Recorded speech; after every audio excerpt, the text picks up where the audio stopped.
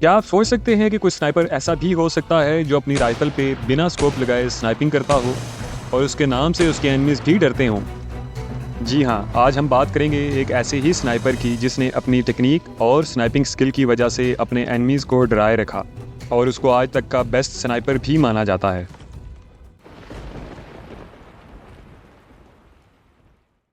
ये बात है 1939 की, जब सोवियत यूनियन और फिनलैंड के दरमियान विंटर वॉर चल रही थी। तब फिनलैंड से ताल्लुक़ रखने वाले इस स्नाइपर ने सोवियत के तकरीबन 700 सोल्जर्स को मार गिराया, जिसकी वजह से सोवियत यूनियन को काफ़ी ज़्यादा नुकसान उठाना पड़ा। इस स्नाइपर का नाम सीमू हायहा था, जिसे लोग दी वाइट डेथ के नाम से भी जानते थे। सीमू 17 दिसंबर 1905 को फिनलैंड में पैदा हुए और प्रोफेशन से वो एक फार्मर थे। अपनी फील्ड्स में हंटिंग करके अपनी स्नाइपिंग स्किल्स डेवलप की और बहुत से कंपटीशंस भी जीते। 17 साल की उम्र में सिविल गार्ड को ज्वाइन किया और 6th company of infantry regiment 34 को एज अ स्नाइपर ज्वाइन किया।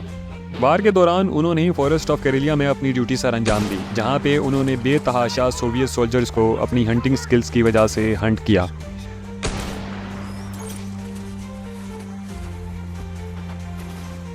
सीमू की सबसे खास बात यह थी कि वो बिना स्कोप स्नाइपिंग किया करते थे। वो समझते थे स्कोप के लेंस पे सन के रिफ्लेक्शन की वजह से पोजीशन डिस्क्लोज हो जाती है और वो लो प्रोफाइल रह के ही स्नाइपिंग करना चाहते थे।